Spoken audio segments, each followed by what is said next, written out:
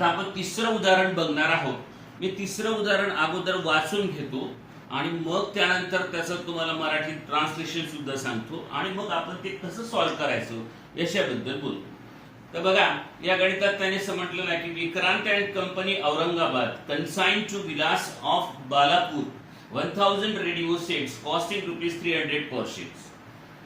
Vikrant and company paid ₹1,500 insurance, 3,500 for carriage, and 5,000 for sundry expenditure. On receipt of the consignment, Vilas accept a bill ₹1,50,000 and which was discounted by Vikrant and company was with for bank ₹1,47,500 and discount charge in consignment account.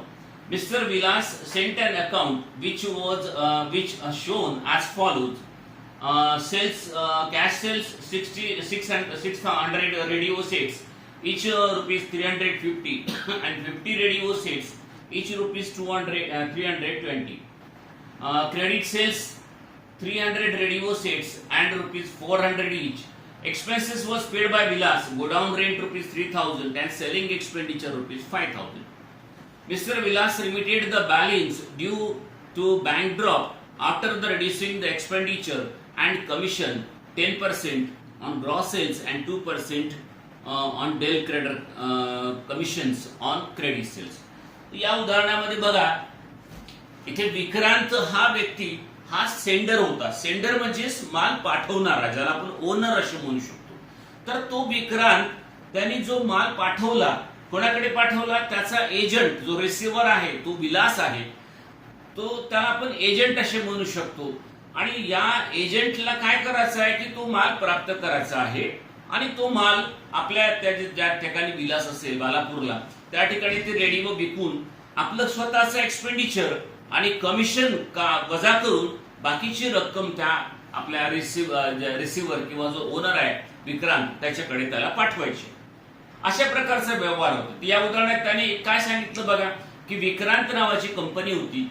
त्या विक्रांत कंपनीने 1000 radio, जो एक radio 300च्या भावाचा होता, तो Vilas and सन्सला पाठवला. कोणाला पाठवला? जो विलास अँड सन्स बालापूरचा तो. म्हणून पाठवणारा विक्रांत आणि प्राप्त करणारा विलास. पाठवणाऱ्याला ओनर म्हणतो आपण किंवा प्राप्त करणाऱ्याला एजंट असे म्हणतो.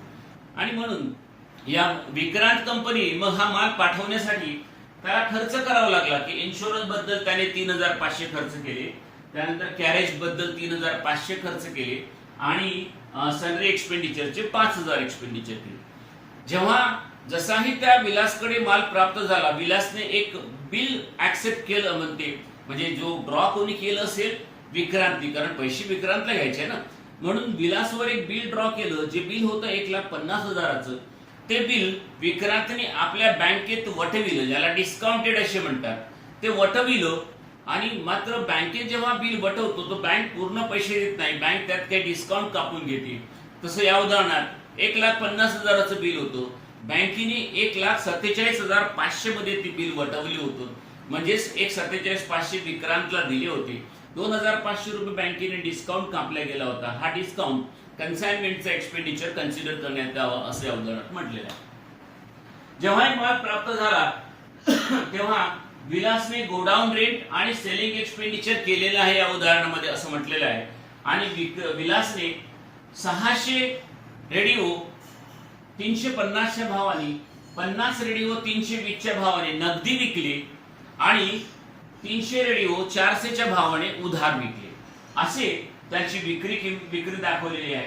आणि त्यांनी मग शेवटी असं म्हटलेलं आहे की विलासने आपल्या जवळ जमा झालेल्या रकमेतून स्वतःचा खर्च आणि कमिशन वजा करून बाकीची रक्कम त्यांनी बँक ड्रॉप द्वारा विक्रांतला पाठवली असं या उदाहरणात म्हटलं गेलेलं आहे. आता आपण हे उदाहरण सोडवू, तर ते कसं सोडवू बघा, की या उदाहरणामध्ये तुम्हाला विक्रांतने किती रुपयाचा माल पाठवला, किती माल पाठवला होता? तो 1000 रेडिओ पाठवले होते. किती रेडिओ पाठवले होते? 1000 रेडिओ पाठवले होते. एक रेडिओ 300 रुपयाचा होता. म्हणून आपण आता विक्रांतच्या बुक्स मध्ये कन्साइनमेंट अकाउंट बघणार आहोत. कोणाच्या बुक्स मध्ये? विक्रांतच्या बुक मध्ये. विक्रांत हा माल पाठवणार आहे, कारण अकाउंटिंग मग तोच करणार. आणि म्हणून विक्रांतच्या कंपनीच्या बुक्स मध्ये कन्साइनमेंट अकाउंट हे का बरं बनवलं जाते की या कन्साइनमेंटवर त्या विक्रांतला किती प्रॉफिट झाला हे फाइंड आउट करण्यासाठी हे अकाउंट बनवले जात असते. म्हणून आता त्याने जो माल पाठवला त्याला तो गुड सेंट असे म्हणतात. काय म्हणतात त्याला? Good sent. त्याने किती रुपयात किती माल पाठवला? 1000 रेडिओ पाठवले. ते एक रेडिओ हा 300 रुपयाचा होता म्हणून 3 लाखाची रेडिओ गुड सेंट केलेले आहेत त्याने. मग ते सेंड करण्याकरता त्यांनी खर्च केला होता. त्या खर्चाला तो विक्रांतच्या अकाउंट मध्ये विक्रांत लिहिणार आहे. तो त्यांनी स्वतः खर्च केल्यामुळे त्याला तो बँक अकाउंट लिहिणार. म्हणून बँक अकाउंट एक्सपेंडिचर हा विक्रांतचा खर्च आहे. बघा, इन्शुरन्स दिला 1500, कॅरेजचा खर्च 3500 आणि सनरी एक्सपेंडिचर 5000, असे एकूण त्याचे 10000 खर्च केले आहेत त्यांनी 1000 रेडिओ पाठवण्यामागे. आणि हे झालं विक्रांतच्या वस्तू 3 लाखाच्या, तो रेडिओ पाठवण्याचे खर्च 10000 रुपये.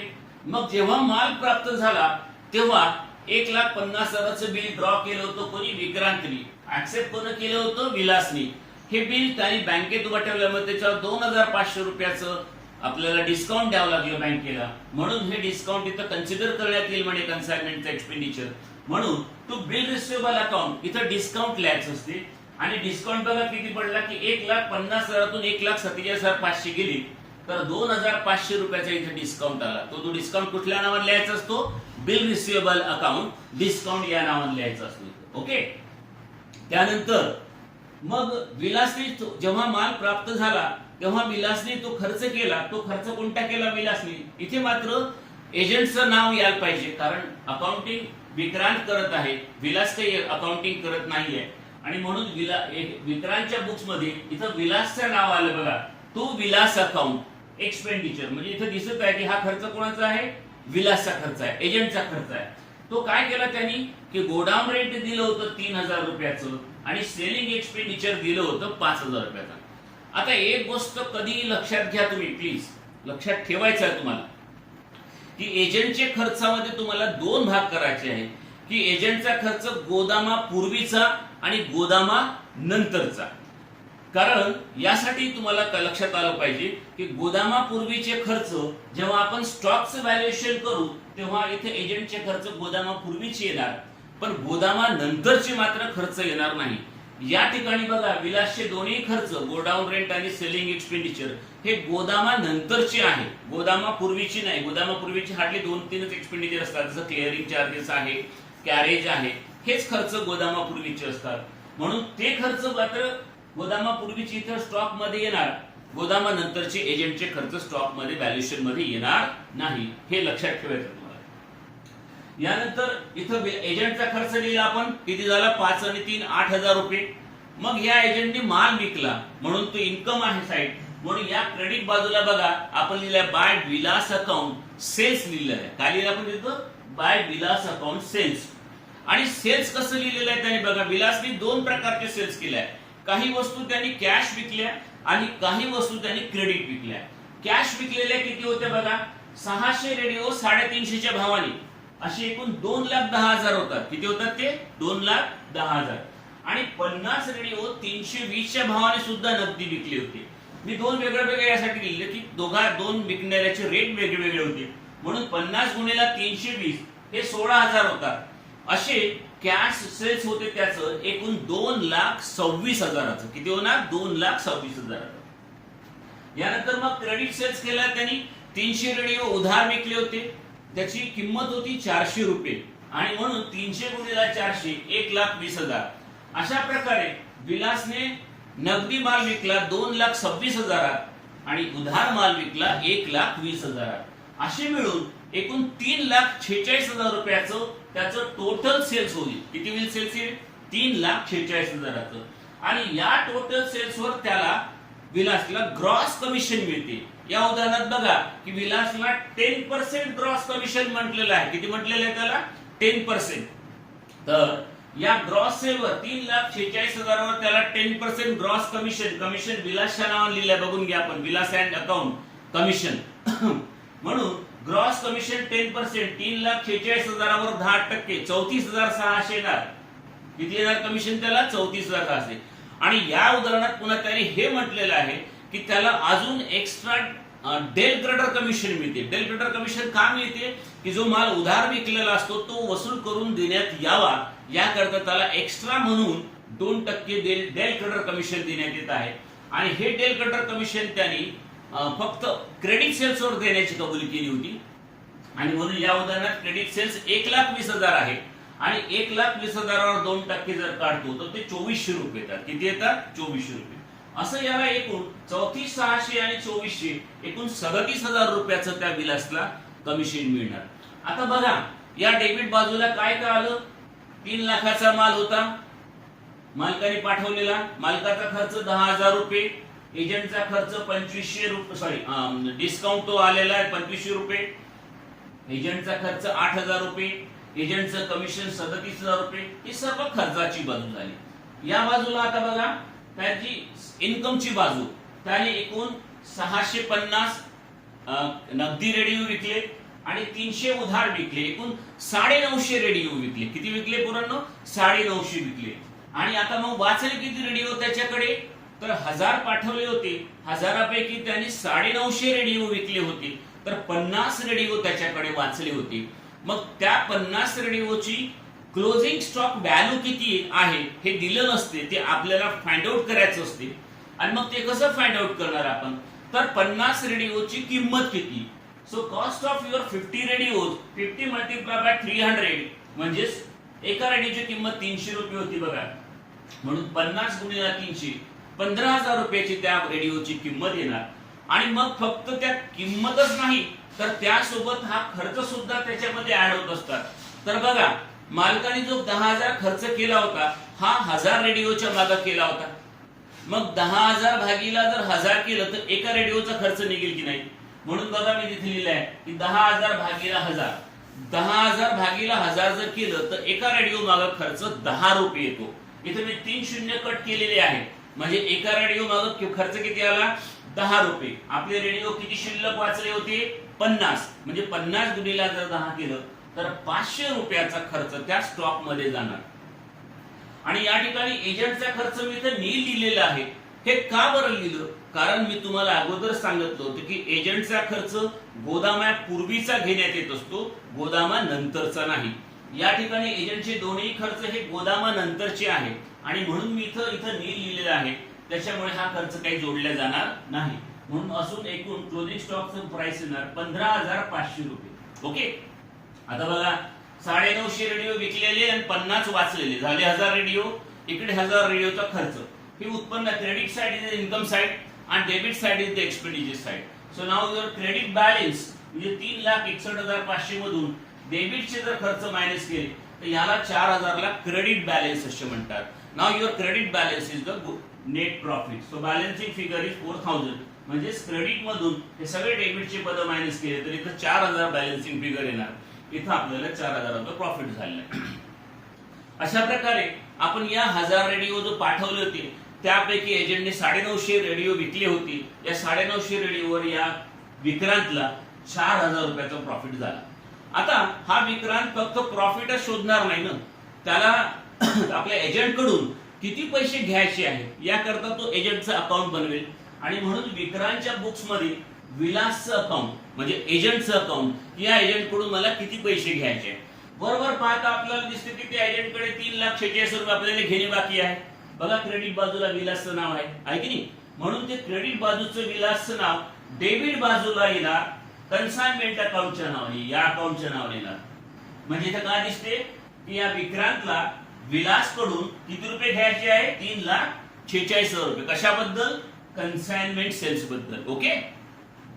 मग तो एजंट तुम्हाला पूर्णच्या पूर्ण पैकी पैसे देणार नाही 3,46,000 रुपये, कारण तो एजंट स्वतःचा खर्चाचे, हे बघा विलासचं नाव आहे एक्सपेंडिचर आणि विलासचं कमिशन आहे 37,000. दोन दिसते विलास विलास, म्हणून हे दोन्ही कन्साइनमेंटच्या नावाने क्रेडिट बाजूला येणार ना. इथं डेबिटला आहे ना, म्हणून इथं क्रेडिट बाजूला कन्साइनमेंटच्या नावाने. हे कन्साइनमेंटचे 8,000 दिसते, कन्साइनमेंटचे 37,000 म्हणजे 8,000 रुपये खर्चाचे, 37,000 कमिशनचे. कारण एजंट हा 3,46,000तून 8,000 आणि 37,000 कमिशनचे हे पैसे वजा करेल ना तो, म्हणून त्याला बघा आपण क्रेडिट बाजू लिहिलं. सोबतच त्याने 1.5 लाखाचं बिल्स दिलं होतं त्याने मालकाला, जेव्हा त्याला हे मिळालं होतं तर 1.5 लाख रुपये पुन्हा ते वजा केले जाईल, कारण त्याने बिल पहिलेच ऍक्सेप्ट केलं ना. तर 1.5 लाख रुपये ते आता याला किती पैसे पाठवायचे हे कसे निघणार की 3,46,000 मधून त्याचे एक्सपेंडिचर केलं ते 8,000 रुपये, त्याच्या कमिशनचे 37,000 रुपये आणि त्याने जे बिल ऍक्सेप्ट केलं होतं 1,50,000चं, त्या तिन्ही रकमा याच्यातून मायनस केल्यानंतर एवढं बॅलन्स येणार. हे बॅलन्स तो बाय बँक डीडीच्या द्वारे पाठवणार आहे. कशाद्वारे पाठवणार आहे म्हणते तो बॅलन्स, म्हणजे तो त्याला 1,51,000 डीडीच्या द्वारे पाठवेल. आता या उदाहरणात मी पुन्हा एक एक्स्ट्रा अकाउंट वाढवलेला आहे की कधी कधी म्हणजे एजंट सुद्धा तो आपलं अकाउंटिंग करते, फक्त एजंट एकच अकाउंट बनते की आपल्याला विक्रांतकडून किती पैसे त्याला परत करायचे आहे, ज्याला अकाउंट सेल असे म्हणतो. तर म्हणून ह्या ठिकाणी in the books of Vilas म्हणजे कोणाच्या बुक्स मध्ये, आता आपण एजंटच्या बुक्स मध्ये विक्रांत अकाउंट, कोणतं अकाउंट बघतो आपण, विक्रांत अकाउंट. विक्रांत अकाउंट म्हणजे की मालकाला जो ज्याच्याकडून माल मिळाला त्याला किती पैसे द्यायचे आहे. तर या ठिकाणी जास्त डोकं लावायचं नाही गरज आपल्याला. हे या ठिकाणचे जे क्रेडिटचे पूर्ण पद आहे हे सर्व डेबिट बाजूला येणार, फक्त त्याचे नाव बदलणं मी सांगतो कसे. आणि हे डेबिट वालं सर्व क्रेडिट बाजूला येणार, कारण ह्याला द्यायचे पैसे, म्हणून ह्याला या विक्रांतला घ्यायचे होते पण विलासला पैसे द्यायचे ना, म्हणून विलास जवळ जमा झाले ते बँक अकाउंट सेल्स म्हणून 3,46,000 रुपये, बरोबर आहे. तो त्याने स्वतः खर्च केला होता म्हणून विलासच्या अकाउंट मध्ये विलासचं नाव येणार नाही. हा खर्च कोणाचा होता, विलासचा होता, म्हणून तो बँक अकाउंट त्याला कमिशन किंवा क्रेडिटचे डेबिटला आहे, परंतु नाव बदललं. बँक अकाउंट एक्सपेंडिचर, इथे हे कन्साइनमेंट होतं पण हे कमिशन होतं म्हणून इथं कमिशन आलं बघा 37,000. आणि इथे बिल रिसिवेबल आहे, हा म्हणतो मला बिल रिसिवेबल आहे, पण विलास का म्हणून मला बिल्स पेएबल आहे ना, म्हणून इथे बिल रिसिवेबलच्या ठिकाणी या डेबिट बाजूला आल्यास ते बिल्स पेएबल होणार. याला काय होणार, तो बिल्स पेएबल. आणि म्हणून त्याला दिसते की 3,46,000 द्यायची होती, त्यापैकी तो खर्चाचे 8,000, कमिशनचे 37,000 आणि बिल्स पेएबल केल्याबद्दल 1.5 लाख एवढे पैसे कापेल आणि मला एवढे डीडी द्वारे द्यायचे आहे असं तो सांगेल. इथे दोघांचं अकाउंट सारखं दिसायला पाहिजे बघा. हा म्हणतो की मला 1,51,000 घ्यायचे आहे आणि विलास म्हणतो की मला 1,51,000 डीडी द्वारे द्यायचे आहे. अशा प्रकारे हे अकाउंटिंग होत असते. हे आपलं तिसरं उदाहरण आहे. यानंतर चौथ्या नंबरचं किंवा 5व्या नंबरचं उदाहरण जर सोपं असेल तर ते मी तुम्हाला ते आन्सरिंगच्या स्वरूपात म्हणजे उत्तर सोडवून तुम्हाला त्याची फक्त एक आपण ज्याला म्हणतो फोटो काढून तो तुम्हाला उत्तराचा फोटो पाठवेल किंवा आपल्या फोटो म्हणजे ज्याला काय म्हणतो एक क्लिप पाठवून देईल त्याची. आणि मग त्याच्यानंतर जे कठीण उदाहरण राहील जे आपल्या कन्साइनमेंटचे त्याचेच फक्त मी तुम्हाला व्हिडिओ बनवून पाठवत. एक लवकरात लवकर एक 8 दिवसामध्ये आपलं हे चॅप्टर संपेल. असं एक 15-20 दिवसामध्ये आपले सगळे 4ही युनिटचे चॅप्टर संपेल. याची काळजी करू नका, मी तुमचा व्यवस्थितरित्या पूर्ण कोर्स पूर्ण करून देईल. थँक्यू, धन्यवाद.